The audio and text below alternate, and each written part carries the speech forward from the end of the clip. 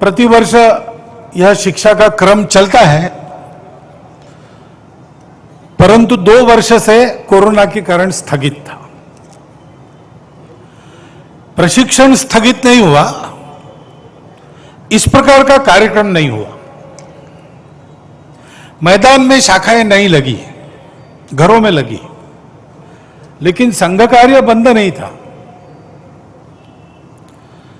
Corona में हमारे कार्यक्रम बदल गए। कोरोना पीड़ितों की सेवा, यही हमारा कार्यक्रम बन गया और देश भर के लाखों स्वयंसेवकों ने संपूर्ण समाज के साथ मिलकर उसको बहुत अच्छी तरह संपन्न किया। उसमें भी उनका प्रशिक्षण ही हुआ,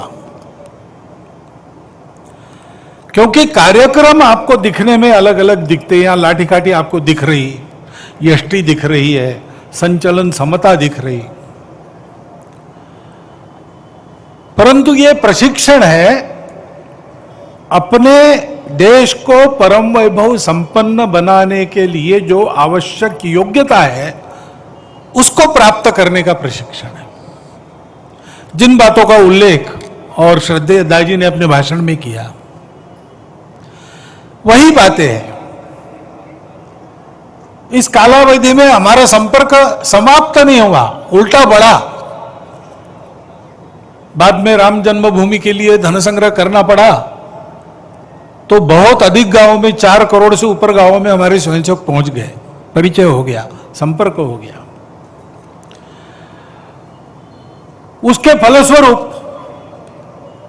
इस बार जो वर्ग था अभी यहां उपस्थित है, इससे दुगनी संख्या इसमें आने के लिए तैयार थी, लेकिन यहां सबकी व्यवस्था एक समय में नहीं हो सकती। इसलिए इस वर्ग में जो आए हैं वो आ गए, जो शेष है उनके लिए हमको दूसरा वर्ग करना पड़ने वाला है, वो हम करेंगे। परंतु ये सब क्यों चल रहा है, तो वही बात है। भारत माता की जय सारे विश्व में करानी है। क्यों करानी है?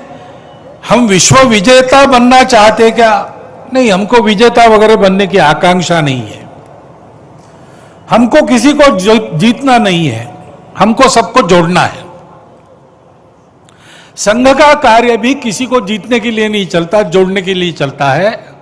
और भारतवर्ष भी दुनिया में, दुनिया के आदिकाल से अब तक जीता रहा है तो किसी को जीतने के लिए नहीं, सबको जोड़ने के लिए। स्वतंत्रता का 75वां वर्ष चल रहा है। स्वतंत्र में हमारा स्व कौन सा है? यही हमारा स्व है। बहुत प्राचीन समय में कभी हमारे आर्ष पूर्वजों ने अस्तित्व के सत्य को समझा और जाना कि ये सारा अस्तित्व रंग बिरंगी विविधताओं से भरा हुआ वो एक ही शाश्वत, संपूर्ण, एकमेव अद्वितीय सत्य का आविष्कार मात्र है। विविधता ये उस एकत्व की साजा सज्जा है, वो अलगाव नहीं है। आपस में सबका संबंध है, वो आत्मीयता का संबंध है, अपनेपन का संबंध है। और इसलिए इस अपनेपन की भावना से संपूर्ण विश्व को यह सत्य की ओर ले जाने वाला अपनापन मिले, क्योंकि उस सत्य को प्राप्त करने से शाश्वत और कभी फीका न पड़ने वाला सुख मिलता है, जिसके खोज में सारी दुनिया दौड़ती रहती है। वो केवल वही मिलता है और हमको प्राप्त हुआ है। सारा विश्व हमारा अपना है, उसको भी प्राप्त होना चाहिए। सबको यह सत्य प्राप्त हो, इसलिए इसी सत्य के आधार पर सत्य, करुणा, शुचिता और तपस, ऐसे जिसको धर्म के 4 पैर अपने यहां कहा गया है, इन मूल्यों पर आधारित एक धर्म जीवन भारत में खड़ा किया। वो हमारा राष्ट्र जीवन बना। हम राष्ट्र है क्यों है? किसी भाषा के कारण नहीं है, किसी पूजा के कारण नहीं है, किसी एक जगह रहने वाले हमें इसलिए नहीं है। हमारे सामने एक समान लक्ष्य है। एतद् देश प्रसूतस्य सकाशात् अग्र जन्मनात् स्वम स्वम चरित्रम शिक्षेरन पृथिव्याम सर्वमानव। मनुष्य का जीवन कैसा हो, दुनिया के लोग आए, और हम जो दुनिया के सबसे प्राचीन देश है, हमारा दायित्व है हमारे को देखकर एक एक को वो शिक्षा मिलनी चाहिए, ऐसा जीवन हमारा होना चाहिए। ये एक समान उद्देश्य भारतवर्ष के सब पंथ संप्रदायों के सामने, सब भाषा बोलने वालों के सामने, सभी प्रदेशों में निवास करने वालों के सामने, सभी खान पान रीति रिवाज वाले लोगों के सामने है। यहां तक कि मेरा दावा है कि जिन्होंने कुछ ऐतिहासिक कारणों से विदेश से आई पूजा को स्वीकार किया, उनके भी अंतर्मन से जब आवाज निकलती है तो उनके सामने यही लक्ष्य होता है, क्योंकि वो भारत के हैं। इस बात की आज दुनिया को आवश्यकता है, क्योंकि सबको साथ लेकर आगे कैसे बढ़ना, जोड़ने वाला क्या है, इसकी प्रतीति दुनिया में नहीं है। थियरी है, एक्सपीरियंस और प्रैक्टिस नहीं है। उसकी परंपरा भारत में आज तक अखंड चलती आ रही है। सब प्रकार के परिस्थितियों में वो कभी खंडित नहीं होती। वही आध्यात्मिकता और उसके आधार पर खड़ा हुआ यह धर्म, जिसको आजकल लोग हिंदू धर्म कहते हैं, वास्तव में वो तो मानव धर्म है, विश्व धर्म है। युगों से इस भूमि में उसका संगोपन, संरक्षण, संवर्धन हुआ, और इस भूमि की इस परंपरा में रहने वाले आज के लोगों को दुनिया हिंदू कहती है, इसलिए वो हिंदू धर्म है। इस भूमि में हम रहते हैं तो इस भूमि ने हमको यह सिखाया, क्योंकि सुरक्षित भूमि थी, बाहर से कोई आने का नाम लेना कठिन था पुराने जमाने में। पर्वत और सागर पर रख करके कौन आएगा, और इसलिए यहां पर पले बड़े लोगों को अपने अस्तित्व के लिए या अपनी सुरक्षा के लिए किसी से कभी लड़ाई झगड़ा नहीं करना पड़ा। इतनी समृद्धि थी, इतनी सुरक्षा थी, ये हमारी मातृभूमि ने दी है। उसके आधार पर उस सत्य का साक्षात्कार और उसको सारी दुनिया में देने के लिए आवश्यक सद्गुण संपदा रखने वाला संगठित समाज, उस समाज के आधार पर राष्ट्र की निर्मित बहुत प्राचीन समय में हमारे यहां हुई।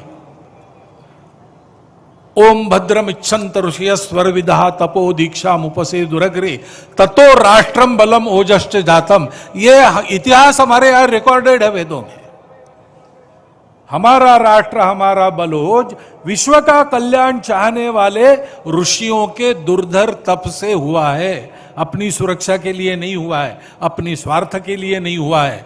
जो अपने पास है वो दुनिया को देने के लिए हुआ है, और वो हमारे राष्ट्र जीवन का आधार स्वर बना। समय का चक्र चलता रहा, कभी अनुकूलता, कभी प्रतिकूलता, कभी अच्छे दिन, कभी खराब दिन, कभी विश्व पर राज्य कर रहे, कभी विश्व के राजाओं से पीटे जा रहे। ऐसी सब परिस्थितियों में हमारे राष्ट्र जीवन का ये सूत्र अभी तक कायम है और अब फिर से अग्रसर हो रहा है। उस सनातन राष्ट्र के हम राष्ट्रीय हैं।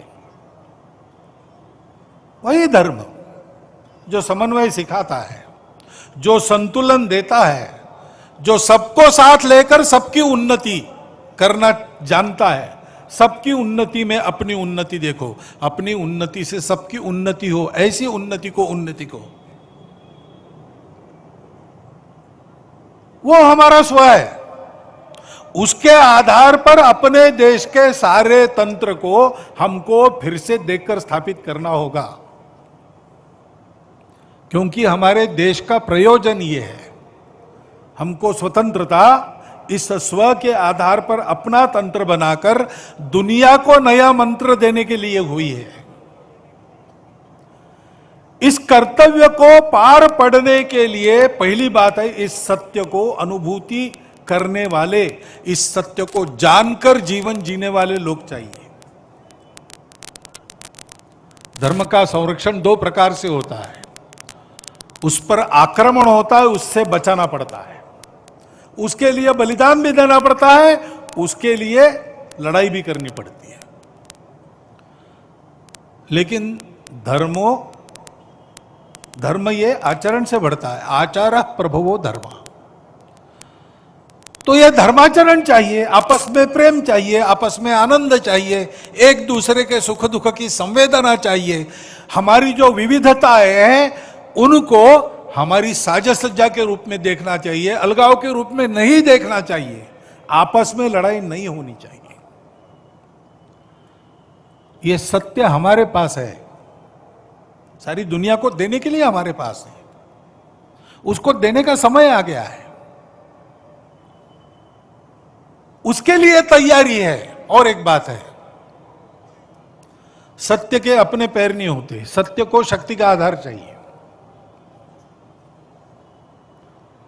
बिना शक्ति के दुनिया नहीं मानती। हम किसी को जीतना नहीं चाहते, लेकिन दुनिया में दुष्ट लोग हैं जो हमको जीतना चाहेंगे। आज भी उनके कारनामे चल रहे हैं। और इसलिए हमको उस शक्ति की भी आराधना करनी चाहिए जो दाजी ने बताया, उपनिषद की बात कही। जो विद्या को छोड़कर, यानी स्पिरिचुअलिटी को छोड़कर केवल अविद्या की उपासना करते, केवल भौतिकता की तरफ जाते हैं, वो अंधकार में जाते हैं। अंधतमम प्रविशन्ति, ऐसा कहा है। लेकिन अगले ही चरण में कहा है कि जो अविद्या को छोड़कर केवल विद्या की उपासना करते, वो उससे भी घोर अंधकार में फंसते हैं। सही तरीका क्या है? अविद्या मृत्युम तीर्थवा विद्या मृतम अश्नुते। भौतिक ज्ञान के आधार पर जीवन संग्राम में आने वाली भौतिक बाधाओं का मुकाबला करते हुए यशस्वी बनो और आध्यात्मिक ज्ञान प्राप्त करके उस यशस्विता को सार्थकता में बदल दो। केवल यशस्वी होना, पशु भी होते हैं,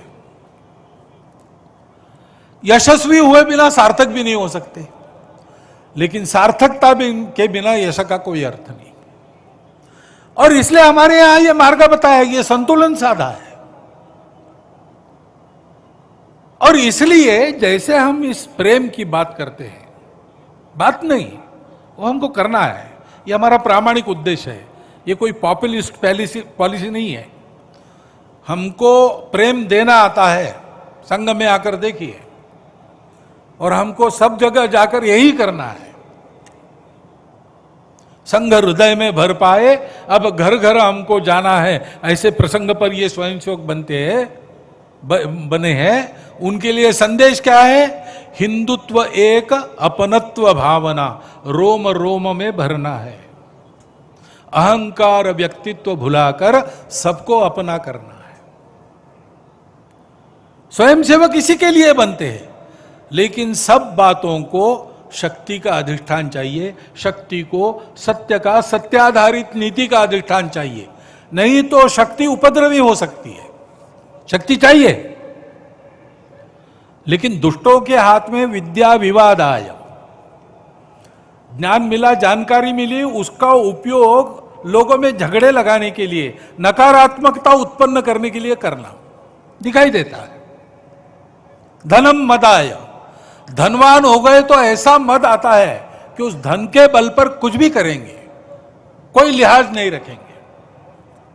शक्ति परेशान पर पीड़नाय, दूसरों को पीड़ा देने के लिए शक्ति का उपयोग, यह दुष्टों का है। खलस्य, जो नीति विहीन है, जो सत्य पर नहीं चलते, जो अपनत्व को नहीं जानते। परंतु साधुओं का क्या है? साधोर विपरीतम है, तो उनका उल्टा है। ज्ञानाय दानाय च रक्षणाय।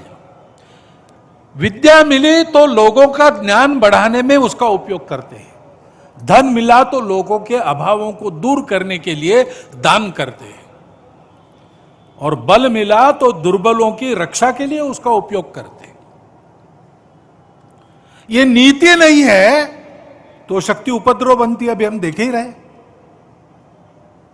लड़ाई चल रही, रशिया ने यूक्रेन पर आक्रमण कर दिया। कर दिया, और ठीक नहीं कर दिया, विरोध भी हो रहा है, लेकिन कोई भी यूक्रेन में जाकर रशिया को रोकने के लिए तैयार नहीं है, क्योंकि रशिया के पास ताकत है, वो धमकी देता है, धमकी दे रखी है, इधर आओगे अणु बम चलाऊंगा, डरना पड़ता है। अच्छा, जो कर रहे हैं उनके भी हेतु कहां पवित्र है?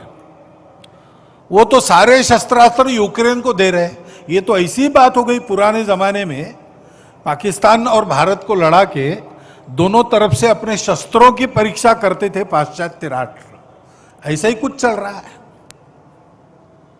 एक भारत है जो सत्य बात बोल रहा है, लेकिन उसको भी बड़ा संतुलन साध कर चलना पड़ रहा है, और सौभाग्य से उसने वो संतुलित भूमिका ली है। उसने आक्रमण का समर्थन नहीं किया और रशिया का विरोध भी नहीं किया है। यूक्रेन को लड़ाई की नहीं, बाकी मदद कर रहे हैं। रशिया को बार बार बोल रहे बातचीत करके ठीक करो भैया। भारत अगर पर्याप्त शक्तिशाली होता तो इस युद्ध को रोकता, लेकिन वो नहीं रोक सकता। उसकी शक्ति अभी बढ़ रही है, पूरी नहीं हुई है। लेकिन हम देख रहे हैं बलाढ्य राष्ट्र है, चीन क्यों नहीं रोकता? नहीं रोकता क्योंकि इस युद्ध में उसको भी कुछ नजर आ रहा है। पता नहीं कोई नई कल्पना उसको सूझेगी, उपद्रव होंगे। इस युद्ध ने हमारे जैसे देश के लिए सुरक्षा और आर्थिक चुनौतियां बढ़ा दी है। हमको अपने प्रयासों को अधिक दृढ़ करना पड़ेगा, शक्ति संपन्न होना पड़ेगा। ऐसी शक्ति अगर भारत में हाथ में होती तो यह प्रसंग नहीं आता दुनिया में।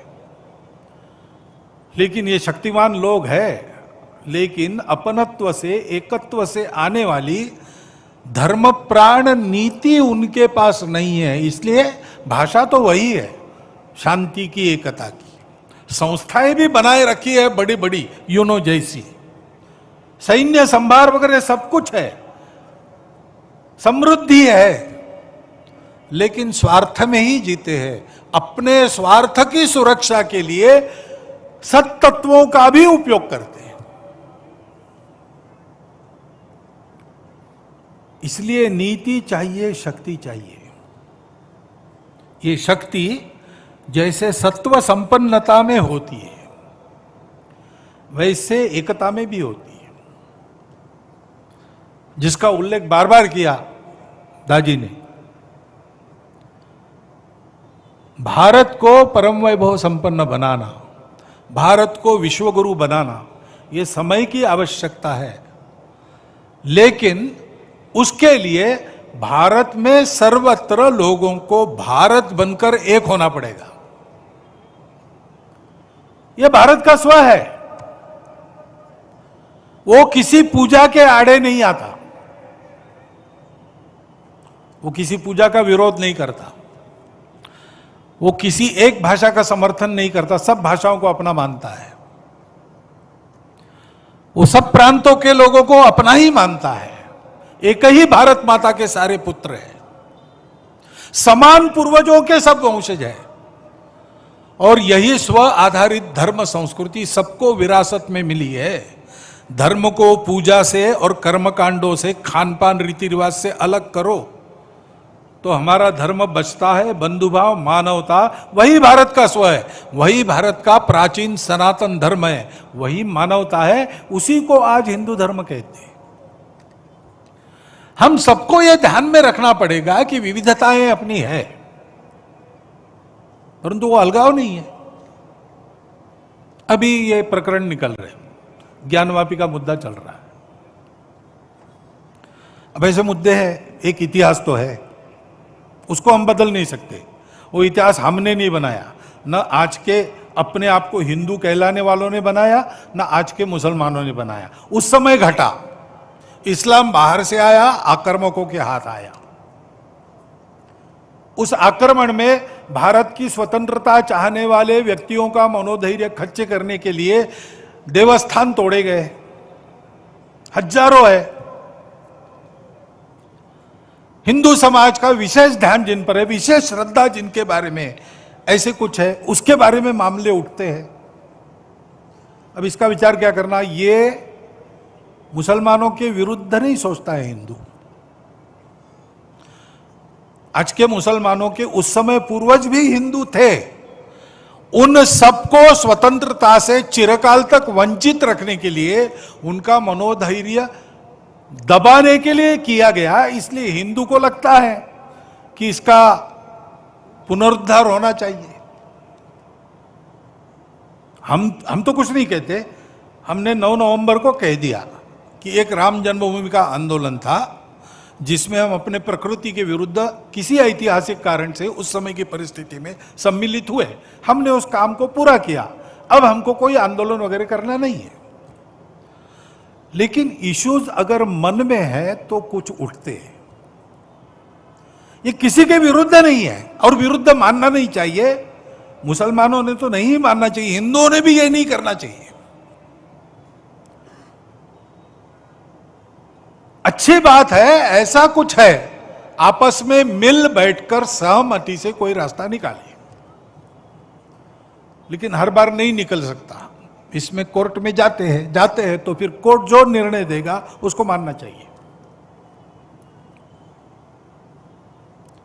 अपनी संविधान सम्मत न्याय व्यवस्था को पवित्र सर्वश्रेष्ठ मानकर उसके निर्णय हमको पालन करने चाहिए।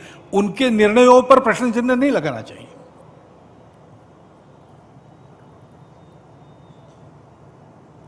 और ठीक है, प्रतीकात्मक कुछ हमारी विशेष श्रद्धा थी, ऐसे स्थानों के बारे में हमने कहा, लेकिन रोज एक मामला निकालना नया, यह भी नहीं करना चाहिए। हमको झगड़ा क्यों बढ़ाना है? ज्ञानवापी के बारे में हमारी कुछ श्रद्धाएं हैं, परंपरा से चलती आई, हम कर रहे, ठीक है, परंतु हर मस्जिद में शिवलिंग क्यों देखना? अरे भाई, वो भी एक पूजा है, ठीक है, बाहर से आई है, लेकिन जिन्होंने अपनाई है वो मुसलमान, वो बाहर से संबंध नहीं रखते, ये उनको भी समझना चाहिए। यद्यपि पूजा उनकी उधर की है, उसमें वो रहना चाहते तो अच्छी बात है, हमारे यहां किसी पूजा का विरोध नहीं, सबकी मान्यता और सबके प्रति पवित्रता की भावना है। परंतु पूजा वहां की होने के बाद भी वंशज वो हमारे प्राचीन सनातन काल से चलते आए ऋषि मुनि राजा क्षत्रियों के पूर्वज है, वंशज है, समान पूर्वजों के वंशज हम है। परंपरा हमको समान मिली है, शत्रु मित्र भाव हमारे लिए समान है। देश के हर स्वातंत्र्य युद्ध में हिंदुओं के साथ राष्ट्रीय वृत्ति के कुछ मुसलमान लड़े हैं, वो यहां के मुसलमानों के लिए आदर्श है। अशफाकुल्ला खान, इब्राहिम खान गारदी, इतिहास काल से चलता आया है। उनका संबंध यहां से है, बाहर से नहीं है, और इसलिए उनको भी समझना चाहिए भारत मातृभूमि, भारत की संस्कृति, सर्वसमावेशकता उसकी, किसी को न बदलते हुए सबको अपना मानना, अपनी पूजा अपने जगह अपने लिए सर्वश्रेष्ठ है, लेकिन सबकी पूजा सबके लिए सर्वश्रेष्ठ है, किसी की बुराई नहीं करना, मेरा ही सही, ऐसा कट्टरपन और अहंकार नहीं रखना, और जनजीवन में सबके साथ बराबरी में आना। ये मान्य था, इसलिए तो पाकिस्तान बना, तब कुछ लोग चले गए, ये लोग नहीं गए। ये लोग नहीं गए, इसका अर्थ यही है ना, हमारी पूजा अलग हो गई इसलिए हम भारत को छोड़ना चाहते, ये हमको मंजूर नहीं, ऐसे ही सोचा होगा। तो उस भारत के साथ समरस होकर रहना, अलगाव का वही राग फिर से अलापना नहीं, पूजा अलग है इसलिए अपना हित अलग है, ऐसा मानना नहीं। और संपूर्ण हिंदू समाज ने भी यह समझना कि ये हमारे ही पूर्वजों के वंशज, रिश्ते से हमारे खून के रिश्ते से हमारे भाई, ये अगर वापस आना चाहते तो दोनों हाथ खोलकर हम उनका स्वागत करते, नहीं भी आना चाहते तो कोई बात नहीं, हमारे यहां इतने 33 करोड़ देवता है और बढ़ जाएंगे, क्या फर्क पड़ता है, अपनी अपनी पूजा तो सब कर रहे हैं। देशभक्त हो सब लोग, हमारी संस्कृति की उदारता, सर्वसमावेशकता, सबको समान रूप से देखना, अपना मानना, अपने विकास से सबका विकास हो, अपना विकास कोई अलग और विशिष्ट नहीं है, सबके साथ ये देखना। और हमारे वही पूर्वज है जिन्होंने हमको ये विरासत दी, उनके गौरव को मन में रखकर उनके रहन सहन का अनुकरण करते हुए आगे चलना। एकता का तो यही मार्ग है। हमारे संविधान की प्रस्तावना इसी का आदेश देती है, उसमें मार्गदर्शक तत्व है, वो यही बताते हैं। हमने ध्यान रखना चाहिए, समाज में एकता है तो एक दूसरे की संवेदनाओं का सबको ख्याल रखना पड़ेगा। मन वचन कर्म में कोई अतिवादिता आनी नहीं चाहिए। दोनों तरफ से उधर उधर उल जुलुल धमकियां देने वाली बातें अगर होती है, हिंदुओं की ओर से बहुत कम होती है। हिंदुओं ने बहुत धैर्य रखा है। हिंदुओं ने इस एकता के लिए बहुत ज्यादा कीमत भी चुकाई है, देश भी तोड़ दिया है।